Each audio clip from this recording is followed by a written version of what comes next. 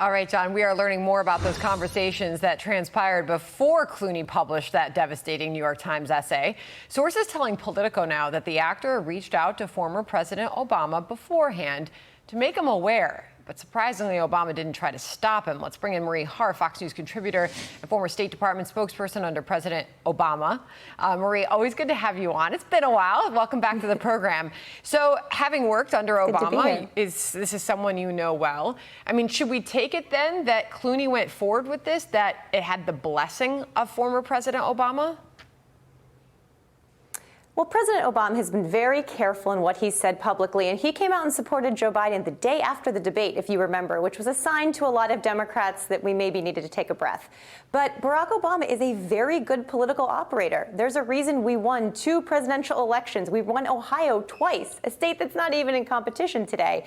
So I think a lot of senior Democrats, Nancy Pelosi, Barack Obama, Chuck Schumer, are trying to give President Biden some space, especially this week during the NATO summit when he's leading the world against Russian aggression.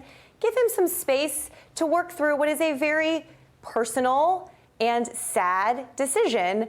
And I think that's what you're seeing right now. But I do think that the Democratic Party at the end of the day is not a personality cult. We are not like the Republicans. We are a proper party, for better or worse. And so I think as the NATO summit ends, Sandra, you will see more of these party leaders coming out and being pretty clear that if we are going to win this November, and I believe we can with another candidate, we have to move pretty quickly. Well, Marie, to your point about him being a very smart political operator, obviously he has been seen by so many, especially in your party, as such. But there was that moment on the stage. This was June 15th, where he seemed to feel the need to help the current president, Joe Biden, off that stage. And this was sort of the beginning of everyone saying, well, what's going on there? Was that necessary? And was that a slip on the part of his, smooth operating as far as a political operative? He's not pushing back on this Clooney piece. In fact, this is the political reporting more from it, Marie. While Obama did not encourage or advise Clooney to say what he said, he also didn't object to it.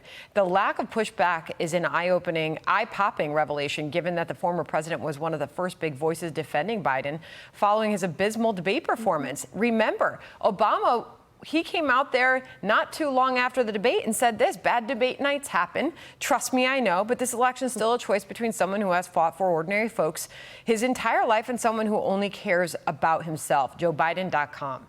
He seemed to be still saying, this is your guy. Absolutely. And look, he's a team player. And if Joe Biden remains the nominee, Barack Obama will be out there campaigning as hard as anyone. But I think that what President Obama and Nancy Pelosi, whose comments have evolved, Chuck Schumer's comments have evolved. We just heard from Hakeem Jeffries. Look, they see that this wasn't just one bad night. They know Joe Biden very well. And at the core of what I think they're all going through this in real time, too. This is unprecedented for them as well. I think what they know is that a lot of voters still want to vote for a Democrat for president. Joe Biden is seen by many voters as too old and yet is only down by a few points. So if we got another nominee in there who doesn't have the Biden baggage, who is defending the middle class, is standing up for American security like Democrats do, and can say, look, Donald Trump is a criminal, he's a threat to democracy, I think that people like Barack Obama are increasingly coming to realize that gives us a much better chance. And we've seen more polling since then, too, Sandra. We've seen additional polls since that first statement by Barack Obama. As I have been doing. About how Biden is slipping. And this is not me just picking on you. I've been asking every Democrat who comes on the program, and we're thankful that you do. Where do you personally stand? Yeah. Do you want Biden to stay in this race? Should he go? It's a good question, and I'm glad you're asking people. I think that Democrats have a much better chance of winning with someone different at the top of the ticket. I agree with George Clooney and others who've said things like, it is very sad to see a president like Joe Biden, who I believe has been an extraordinary president. He has stood up for the middle class. He has stood up for women and women's health freedom across the country. But it's time for the Democratic Party to have another leader. We are not a personality cult like Republicans. We can say Joe Biden has been an amazing president, and it's time for someone new. So personally, I think it would be better for the party to have someone else at the top of the ticket. Is that someone else Kamala Harris for you?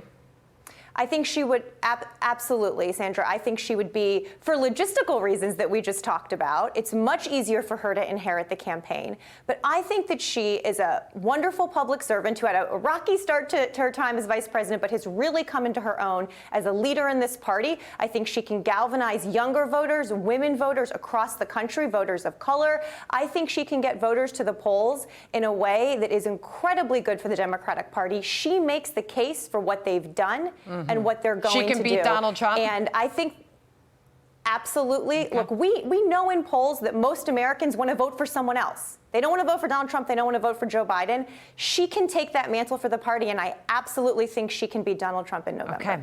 Marie, as I said, great to have you on. Come back soon. Thanks for being here. Happy to be here. All right. Hey, everyone. I'm Emily Campagno. Catch me and my co-hosts Harris Faulkner and Kaylee McEnany on Outnumbered every weekday at 12 p.m. Eastern, or set your DVR. Also, don't forget to subscribe to the Fox News YouTube page for daily highlights.